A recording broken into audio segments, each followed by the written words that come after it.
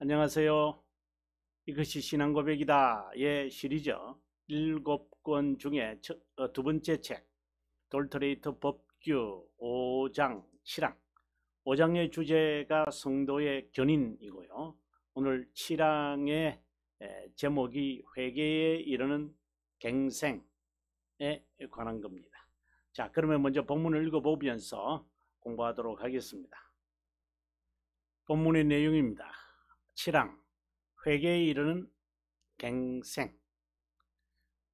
동그라미 1번인데요. 그 이유는 우선 이런 타락 가운데서 그 이유는 이라는 것이 이제 6항에 있는 내용을 이제 말하지요.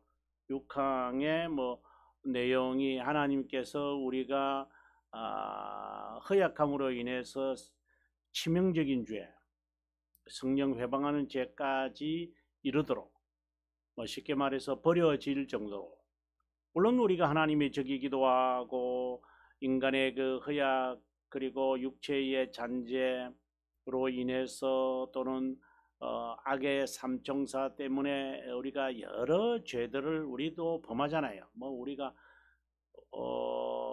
유기된 이런 말을 좀 이렇게 하는 게 좀 조심스럽지만 아무튼 유기된 자의 특징을 우리는 자연스럽게 행하잖아요.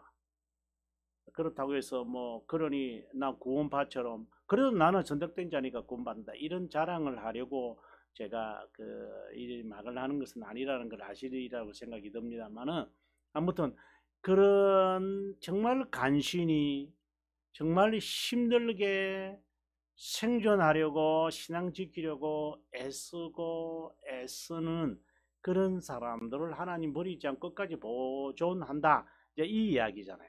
그 이유를 이제부터 세 가지로 이야기를 하는 거죠. 오늘 본문이 한번 볼까요? 우선 이런 타락 가운데서 하나님은 부패하지 않는 중생의 씨앗으로 파멸에서와 전적인 상실로부터 그들을 보존한다.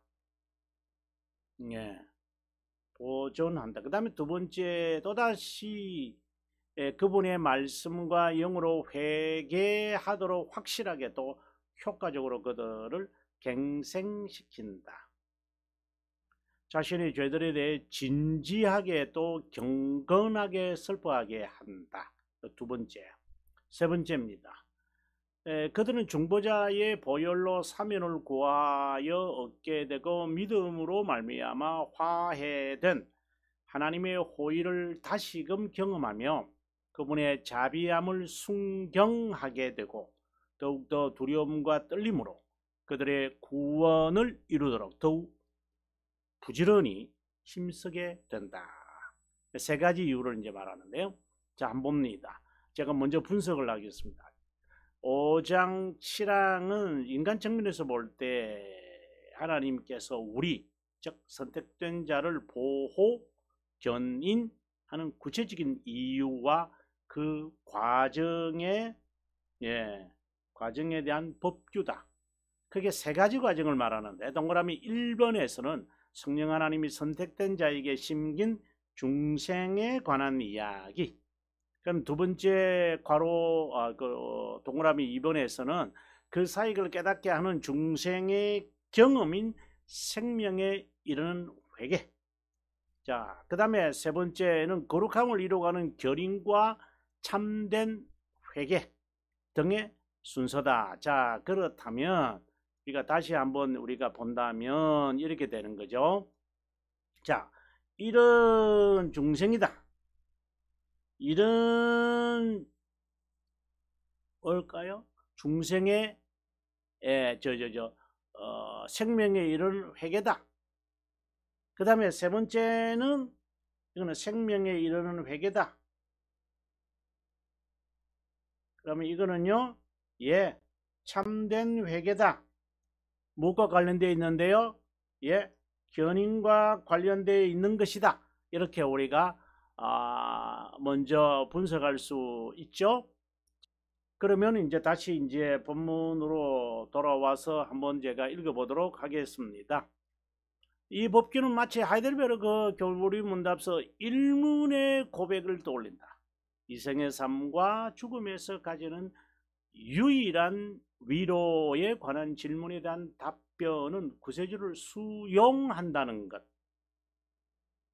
예, 주님의 것이다라고 하는 거죠. 그럼 두 번째, 죄와 마귀의 군서로부터 자유한다는 것. 동그라미 2번입니다. 아버지 하나님의 보호와 감사의 삶에 관한 것이다. 이제 이렇게 되면은 아하, 예. 그래서 교리문답, 하이델베르그 교리문답서도 실제적으로 1부, 2부, 3부로 나누어져 있잖아요. 그죠? 이제 그러한 내용이다. 그래서 제가 연관을 지어 봅니다. 인간 자신이 행하는 것처럼 여겨진 회개도 하나님의 영원한 자비함의 근거에 있다. 아주 중요한 내용을 지금 우리들에게 말하고 있습니다. 인간의 자율과 하나님의 섭리의 오묘한 관계는 영과 육의 연합처럼 간취하기 어렵지만 실제로 이 두 가지는 너무나도 조화롭게 일어나고 있다. 숨 쉬는 것이 인식과 무관하게 행해지는 것처럼 하나님의 은혜는 1원인으로서 인간의 자율행위인 2원인 중에 두 번째 요인을 포함한다. 이 관계는 너무나 자연스럽기 때문에 인지 못할 정도이다. 자, 동그라미 1번입니다. 견인의 시작은 중생이 되고 난 다음에 이제 관한 이야기잖아요. 그래서 중생에 관한 이야기를 지금 합니다. 중생에 관한 법규인데 진리의 핵심 복음에 관한 간략한 요약이라 할 수 있다. 한 단어마다 복음의 진리, 구원의 과정을 함축하고 있다. 어떻게 해서 선택된 자가 견인하는 자로서 전환하여 살아가는지 밝힌다. 다시 말하면 영원과 시간, 칭의와 성화, 거룩과 의, 믿음과 선행, 실천 선행 좋습니다. 예정과 의지의 측면이라고 말할 수 있다. 어떻게 견인이 시작되었고 진행하여 구원에 이르게 되는지 밝힌다. 견인의 시작은 중생의 경험에서 시작하지만 형식상 참된 교회에 가입할 때다. 좀 더 구체적으로 하라면 세례받을 때부터다. 이렇게 세례를 형식상으로 이제 받는 것에 대한 선입관념이 있어서 좀 그렇습니다만은 실제적으로 참된 의미에서 말할 때의 세례 이렇게 우리가 생각하면 좋겠습니다. 인식도 하지 못한 가운데 성령 하나님께서 심정의 복음을 듣고 깨닫고 수용하게 한다. 그 치료로 세례나 입교하는 경우가 너무나 많기에 이 형식을 믿기 어렵기도 하다. 아무튼 그분의 사역을 후에 믿음의 교훈을 듣고 배우면서 인식한다. 달리 말하면 참된 회개를 하는 것이 견인의 시작과 과정이다. 이 법규는 제5장 6항 2, 3에서 전적으로 버림을 받고 영원히 파멸되지 않게 한다는 것이기에 그 이유 앞서 제가 살폈습니다만은 이유라고 했다. 또 그 이유를 설명해서 그래서 이렇게 이어지죠. 우리가 8항에 이제 가보면은 for 그 다음에 8항의 첫 문장이 thus 이렇게 되어 있을 겁니다. 자, 타락 가운데서는 타락 후의 상태와 중생된 상태, 중생의 경험을 한 상태를 말한다. 중생의 경험을 하기 전에는 선택된 자든 유기된 자든 별 차이가 없다. 제가 늘 하는 말 일반인이다. 이렇게 보셔도 좋다고 봅니다. 그런데 또 진지하지 못한 이유는 세속문화가 우리로 목적 지향성을 갖게 쇠뇌하거나 하늘나라에 관해 관심을 두지 못하게 눈과 귀를 가리기 때문이다. 세속 문화도 저는 세속 문화도 있지만 본인도 알지 못하는 사이에 이제 교회에 입적을 하고 신앙생활을 하는데 그것이 수십 년일 수도 있고 짧은 기간일 수도 있는데 하나님에 대하여 진리에 대하여 그리고 예수 그리스도에 관한 복음의 진리를 제대로 알려주지 않는 채로 그냥 이렇게 신앙생활을 할 수도 있어요, 실제로. 근데 뭔가가 아닌데, 그러나 이런 인간관계나 인륜관계 때문에 벗어나지는 못하고, 그렇다고 어디를 다른 데로 옮겨져야 되는데 그건 어떻게 해야 되는가? 이제 이러한 것들을 우리가 포함할 수도 있죠, 실제로요. 예. 그 가운데서라도 시간의 차이는 있을지라도 조용히 자신의 미래에 관해 묵상하게 되고 그것을 이끄는 분이 하나님일 것이라는 막연한 사고를 하기도 한다. 공중권세 잡은 자를 따라 살았던 때를 말하기도 한다. 근데 결단을 못하는 거죠. 그냥 어떻게 하겠나 뭐 이런 식으로 이제 그냥 주저앉아 버려요. 그렇다고 뭐 민족의 대이동을 할 수도 없고. 네. 부패하지 않는 중생의 씨앗은 너희가 거듭난 것은 썩어질 시로 된 것이 아니요 썩지 아니할 시로 된 것이니 살아있고 항상 있는 하나님의 말씀이다.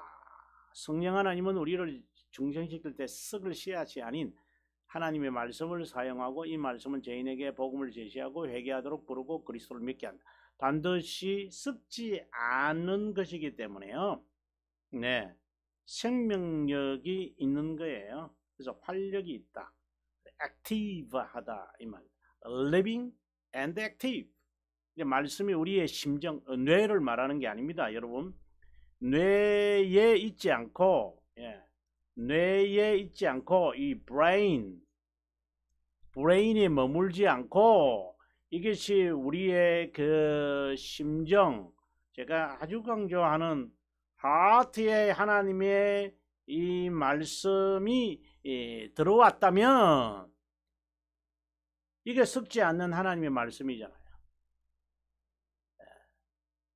이러한 말씀이 있다면 그것은 생명력이 있는 것이기 때문에 우리의 삶으로 나타나죠. 근데 삶으로 나타나야 되는데 나에게는 이렇게 되어졌다고 보는데 삶으로는 안 나타나는 거예요. 그것은 뭐냐? 육체의 소욕이 여전히 옛사람, 옛습성에 또 내 관습 그리고 습관, 습성 이런 것들이 있는 거. 그럼 그것과 싸워야 돼요. 근데 그게 치열하게 싸우는 것이니까 시간이 오래 걸리죠. 네, 계속해서 읽어보도록 하겠습니다. 이 말씀은 중생의 수단이고 복음의 선포다. 중생의 목적은 말씀으로 우리를 첫 열매가 되게 하는 것이다. 첫 열매는 추수 때 하나님께 드리는 것을 말하는데 여기 미리 맛본다는 것, 즉 중생을 말한다. 주님은 진리의 말씀으로 많은 무리에게 일부를 선택하고 거룩한 재물로 분리하여 하나님의 형상이 경생될 때 첫 열매에서 놀랍게 될 것이라고 하는 것을 의미한다. 그분의 의지에서 나온 것이다. 그 의지에 하나님의 영원한 작정이 있다. 의지는 말씀에 계시되어 있고 도덕법은 그분의 의지와 선택된 자의 의무를 알리는 규칙이다. 두 번째, 첫 번째는 이제 중생을 이제 말했고요. 중생에 썩지 아니하는 중생의 씨앗으로 되어졌다. 이런 이제 말씀을 합니다. 그래서 하나님이 너를 보호한다. 후회함이 없고 동일하신 하나님이 씨앗이 뿌려졌다. 뭐 이런 것은 좀 그런 것 같아요. 하나님의 자녀로 너를 이제 중생시킨 것이다. 이런 말씀. 그래서 하나님은 끝까지 보존한다. 이건 이것에 대한 확신이 있어야 돼요. 내가 하나님의 자녀다. 이게 과신일 수 있으니까 참 조심해야 될 부분이 있죠.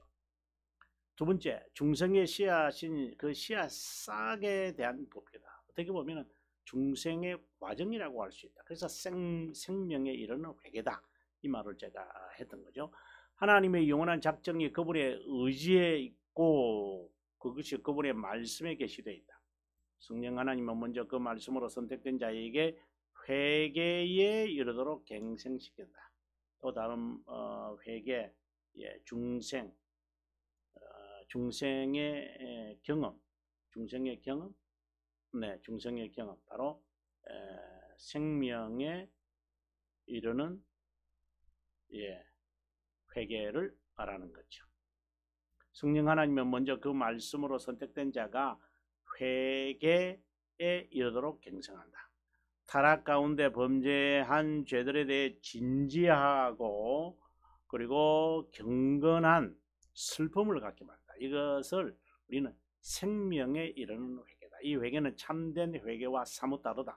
전자는 중생의 경험이죠. 두 번의 이게 참된 회개는 견인과 관련되어 있다. 생명에 이르는 회개는 구원하는 은혜로서 죄를 참으로, 이게 제가 지난 시간에 한번 읽은 적도 있었습니다만은 그 대교리 문답 76문이죠. 이건데 생명에 이르는 회개에 관하여 꼭 한번 정리하고 가셔야 됩니다, 여러분. 네, 그리고 참된 회개는 죄 죽이기잖아요. 영살리기. 이러한 것. 그 전자는 중생, 이걸 말합니다. 참된 회개는 견인, 이렇게 됩니다. 생명에 이르는 회개는 구원하는 은혜로서 죄를 참으로 깨닫고, 핵심은 이거죠. 죄에 대한 깨닫는 거죠. 그리고 죄와의 싸움인 거죠. 그 이제 참된 회개고요. 그래서 죄를 발견하고 깨닫고 위험, 그리고 죄에 대한 위험, 공포, 뭐 이런 것이 막 와요, 여러분. 참 무시무시해요. 마치 장망성을 떠날 수밖에 없는 그 크루찬, 그 철로 역정에 나오는 그 사람의 심정. 내가 이렇게 내가 이 망할 것 같은데, 막 이러한 그 공포가, 이 분함이, 이 죄에 대한 누구 쫓아오는 자가 없는 듯 막 쫓겨가는 그러한 그 게으른 사람들이 나타나는 현상과 유사하게 그냥 정말 내 주님 옆에 가야 되는데 모든 것을 다 버려주고 가야 돼. 이러한 그 죄에 대한 그 위험을 느끼게 돼요, 실제로. 그 다음부터는 이제 어떻게 살아야 되느냐, 이 죄에 대해서의 이제 구체적으로 배우는 거죠. 구체적으로 배워야 되거든요. 교회를 통하여, 참된 교회를 통하여, 참된 목자를 통하여 이제 참된 진리를 배우는 것이죠. 그렇게 배우면서 하나하나 이제 의지의 전환에 대한 확신은 있지만 이제 그것을 적응하기 위해 하나하나씩 이제 고쳐 나가는 작업은 이제 그 다음 단계죠. 굉장히 힘든 작업들이죠. 의식을 하면서 이제 내가 병원에 왔지만 이제 방법을 알게 되었지만 실제로 그 방법에 따라 실천하고 습관화 되어 가려면 이제 몸이 기억하도록 하게 하려면 이제 시간이 오랜 이제 연단이 이제 따르지만 그걸 견인이니까요. 생명에 이르는 회개는 구원하는 은혜로서 죄를 참으로 깨닫게 하고 그리스도 안에서 자비함을 이해하고 죄를 슬퍼한다. 전자는 하나님의 측면이고 죄를 슬퍼하고 순종을 목표로 세운다. 이러한 그 어떻게 보면 새로운 그 삶의 목표가 정해지는 거죠. 중생의 씨앗은 회개에 이르는, 생명에 이르는 회개의 씨앗이고 이것에 싹인 모든 구원하는 은혜가 심정에 뿌려져 이제 열매, 즉 이제 실전이죠. 영적 전투장, 이제 전투를 이제 하는 겁니다. 그리스도를 통해 구원의 모든 비밀이 드러난다. 그분을 영접하면 죄들에 대해 진지하고 경건한 슬픔이 일어난다. 이 슬픔은 죄들에 대한 것이다. 그분을 노엽게 했다는 슬픔, 자신의 허약함에 대한 슬픔, 참된 믿음, 경의와 의에 대한 갈증, 이런 것이 막 일어나요. 여기서 하나 더 주목해야 되는 것은 복음, 말씀이 복음을 담고 그 복음은 하나님의 의를 담고 그 의는 믿음으로 수용된다는 것이다. 성령 하나님의 복에 성령 하나님께서 복음을 수단으로 그리스도를 드러난 하나님의 의, 실존, 구속 사역을 소용하게끔 심정의 의지를 전환한다는 것은 놀라운 중생의 비밀을 밝히는 내용이다. 영과 말씀으로라는 말씀과 영, 같은 표현인데요. 이런 표현이 등장할 때마다 이 진리의 내용을 꼭 기억해야 한다. 성령 하나님은 말씀을 통하여 세로메님을 나타낸다. 이건 아주 중요한 내용을 제가 여러분들에게 설명을 하는데요. 이거는 한번 꼭 읽고 한번 들어갔으면 좋겠습니다. 먼저 3권 2장 6항. 3권 2장 6항은 믿음에 관한 거잖아요. 7항에 이제 정의가 나오기 전에 3권 2장 7항이 이제 믿음의 정의를 이제 말하거든요. 그 전에 하는 내용인데 우리가 한번 보도록 하겠습니다. 자, 3권 2장으로 왔습니다. 제 책인데요. 자, 한번 보도록 하겠습니다. 믿음과 말씀 간의 불가분의 관계. 이런 빛의 광채를 태양에서 분리시킬 수 없는 것과 같다 하겠습니다. 이러면서 이사야는 너희는 귀를 기울이고 내게 와서 들으라. 그리하면 너희 영혼이 살리라. 라고 말씀하셨습니다. 듣는다는 것은 믿는 것을 의미합니다. 믿음이 지향하는 표지에서 벗어나려 한다면 그 성격을 보존하지 못하고 마음의 불확실한 우직함과 모호하게 방황할 뿐입니다. 말씀에서 벗어나면 믿음은 떨어집니다. 베르보라고 돼. 그래서 말씀에서 멀어지면 믿음은 남지 않을 겁니다. 여기서 논의하지는 않겠지만 믿음을 야기시키는 하나님의 그 다음에 이제 이 내용입니다. 여러분, 그것을 이제 밑에 419라고 했죠. 여기서 419 이것도 여러분께서 한번 꼭 제가 하고 난 다음에 꼭 기억을 하고 읽었으면 좋겠습니다. 자, 믿음을 야기시키는 하나님의 말씀 세로마눔입니다. 자, 선포하기 위해 오늘 제가 믿음 말씀과 영으로 이 말을 제가 하기 위해서 지금 이렇게 왔거든요. 인간 사역은 필요하지만 말씀 자체가 우리에게 전달되는 방법이 무엇이든지 간에 말씀은 베르붐이죠. 믿음이 하나님을 바라보는 거울과 같은 것입니다. 하나님께서 인간 사역을 사용하시든지 자신의 권능으로 직접 사역하시든지 간에 항상 자신의 말씀으로 계획한 자를 자신에게 이끄시려고 자신을 나타내 보이십니다. 이런 면에서 사도 바울은 복음에 주어진 순종으로 믿음을 나타내고 믿음의 순종을 명하기도 했습니다. 자, 여기서 여러분이 기억해 주실 것은 세로모넴 베르붐, 세로모넴을 선포하기 위해 하나님은 말씀이 필요하다, 베르붐이 필요하다. 이렇게 이제 정리가 되겠죠. 그러면 다시 우리가 본문으로 돌아오면요. 그 다음에 내용이 어디에 나와요? 해설자용 97페이지에 있는데요. 97페이지로 한번 가도록 하겠습니다. 해설자용은 제가 쓴 이제 이것이 기독교 강요다. 쓴 그 책의 하나의 주석이죠. 매 항마다. 근데 여기서 제가 설명을 지금 합니다. 바로 오늘 우리가 공부한 바로 요 내용이죠. 요 내용에 대한 이제 해석을 제가 어떻게 하는가를 지금 방금 했던 그 내용. 하나님의 말씀 세로모넴을 나타내기 위해 하나님은 베르붐을 사용한다. 그래서 말씀을 나타내기 위해 말씀을 사용한다. 이 말이거든요. 자, 그리스어에는 없는 말씀에 관해 라틴어에서는 세 단어로 표현한다. 우리가 흔히 하나님의 말씀이라고 할 때 라틴어 베르붐, 일상적으로 목소리를 나타내는 보체, 그리고 성자 하나님의 신적 본체를 의미하는 라틴어 세로모넴, 세로모넴 즉 말씀이신 분은 하나님과 동일하고 영원한 분이다. 설교 또는 선포라고 말할 때에는 베르붐이다. 세로모넴이라고 하지 않는다. 세로모넴. 그래서 우리가 설교를 설몬이라는 말은 쓰지 마라. 쓰지 마라. 그냥 preaching. 만약에 설몬이라면은 여기에서 말하는 세레모니만 알아겠죠.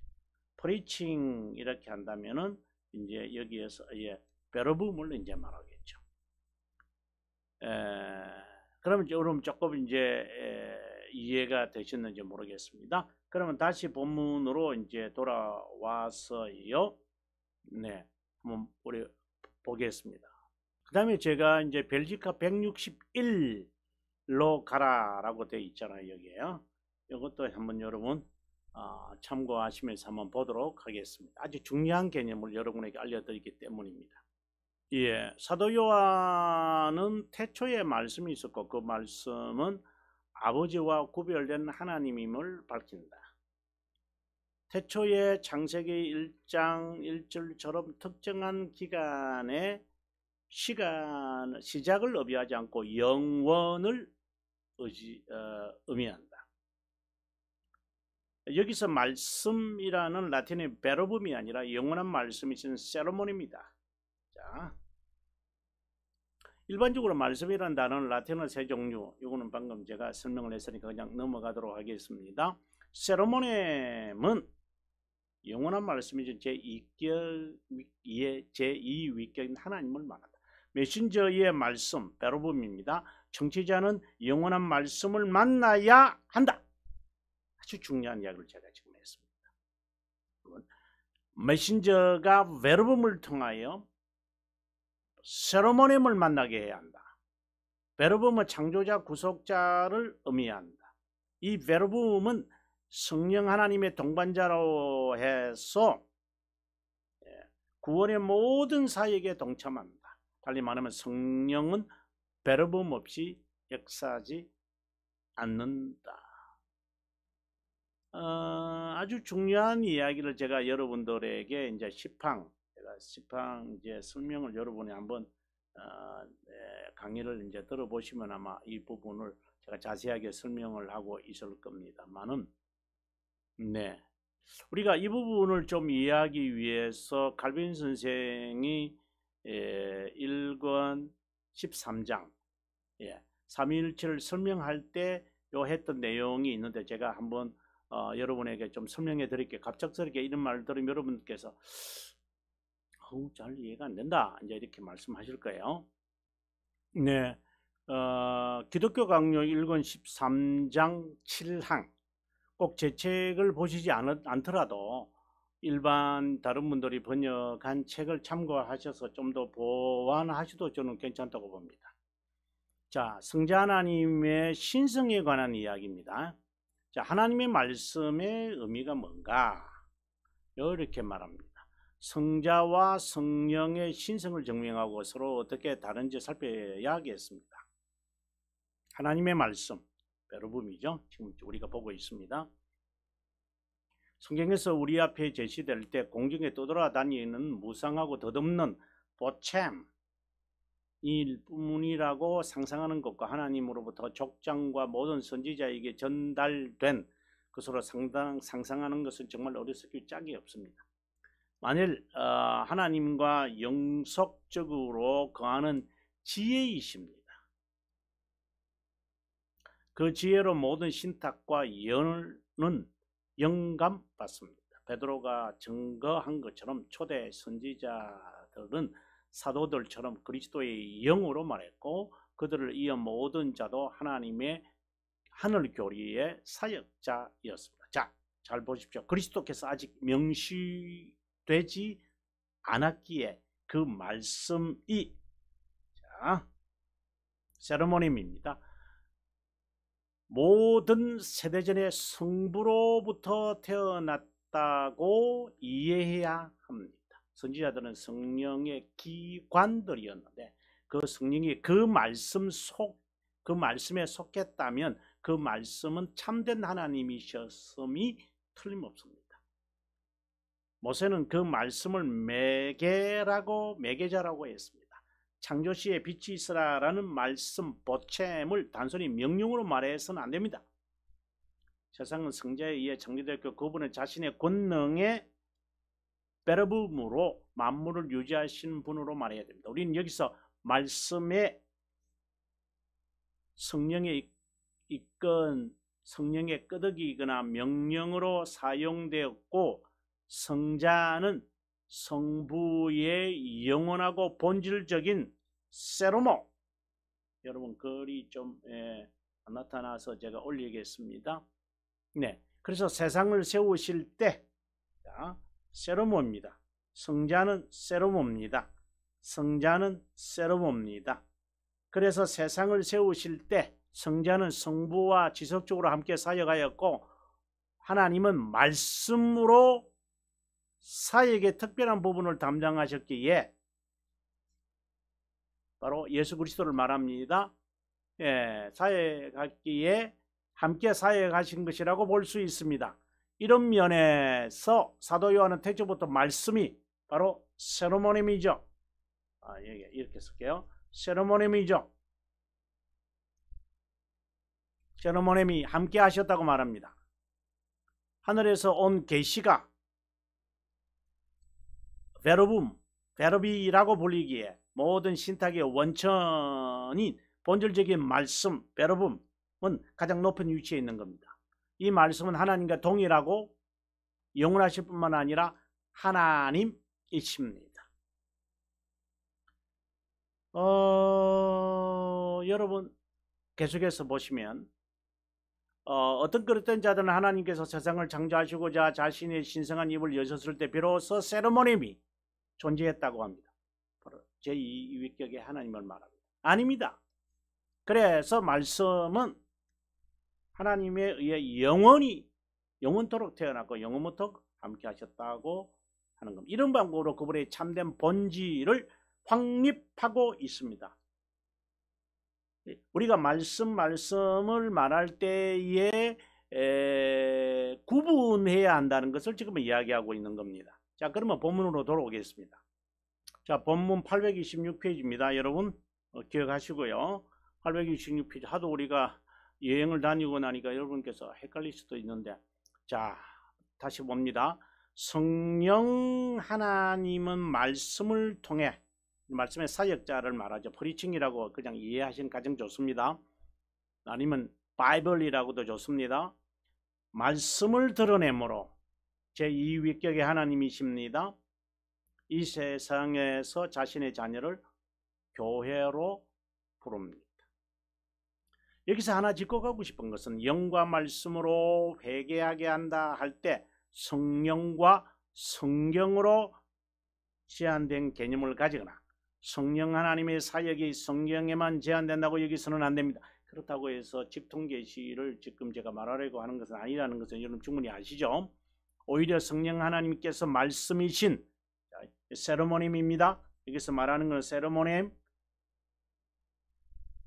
세로모님이죠. 그리스도를 증거 또는 수행하게 한다는 개념으로 가지는 게 좋습니다. 그래서 프리칭을 통하여 하는 구속자 하나님, 제2위격의 하나님을 증거하는 거죠. 그것을 이 진리를 수행하게 하게 하시는 것, 믿음을 주신다, 믿음을 주셨다, 믿음을 심었다, 이렇게 말을 하는 것이죠. 아주 중요한 것을 말씀드리는데 여러분 꼭 기억하시기를 바랍니다. 시간이 좀 갔지만 이걸 마무리하겠습니다. 성령 하나님은 죄에 대한 슬픔만 아니라 견인한다는 법교다. 세 번째가 그런 거라고 그러죠. 참된 회개와 관련되어 있다고 했습니다. 중생의 보혈이라는 말이 나오는데 중보자의 구속 사역을 상징하기 위해 속죄의 형태를 언급할 때마다 보혈이라는 단어를 씁니다. 저들의 용서를 의미하기에 보혈로 죄사함을 받았다고 말하고, 정결을 원한다면 그리스도의 속죄를 보혈에서 찾아야 한다고 말합니다. 보혈은 사랑의 증거입니다. 우리는 죄들의 용서를 받고 중보자의 보혈로 하나님과 화해했다. 그리스도나 예수님이라는 이름은 중보자라는 칭호를 사용하는 이유도 죄 용서로 인해 하나님과 화해됨을 나타내기 위한 것이다.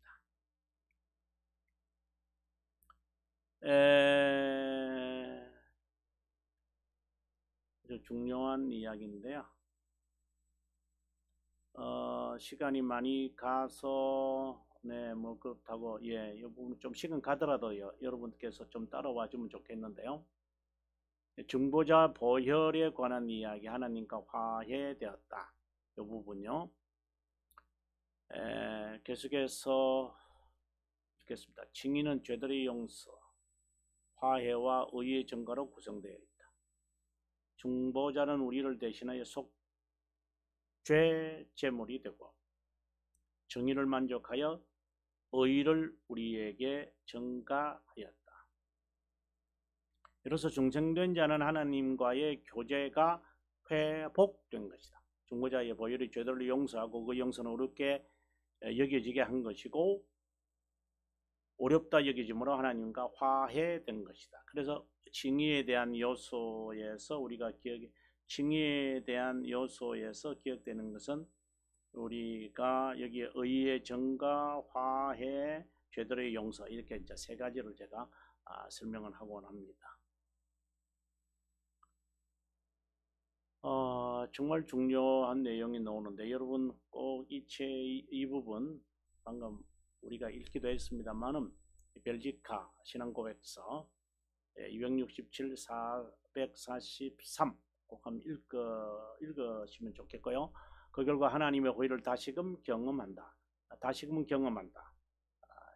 항상 반복되어지는 거라고 했습니다. 회개함으로 하나님의 호의를 통해 하나님의 자비함을 숭상하게 된다. 이것에 관한 명확한 선언을 우리가 시편에서 읽어봤다.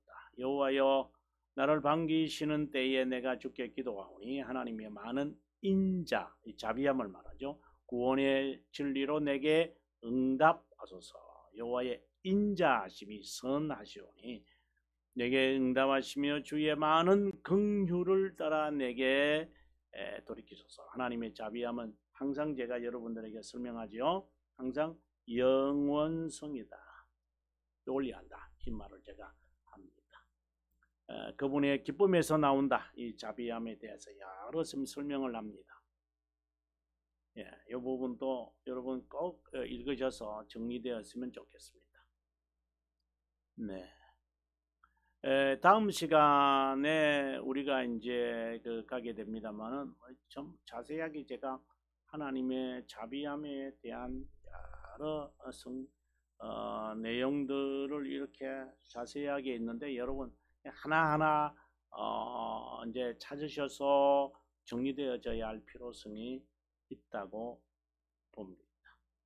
자, 제가 못한 이야기는 이제 무엇이냐면 제가 숙제만 하고 제가 다음 시간에 제가 꼭 제가 설명해 드리고자 합니다만은 여기서 말하고자 하는 중보자라고 하는 개념입니다.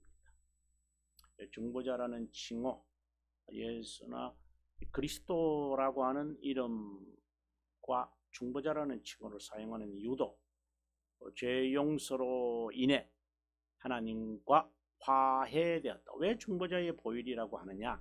이제 이 부분 그래서 우리가 하나님과 화해되는데 이런 이제 내용이 이제 표현들이 실제로 이제 중요하죠.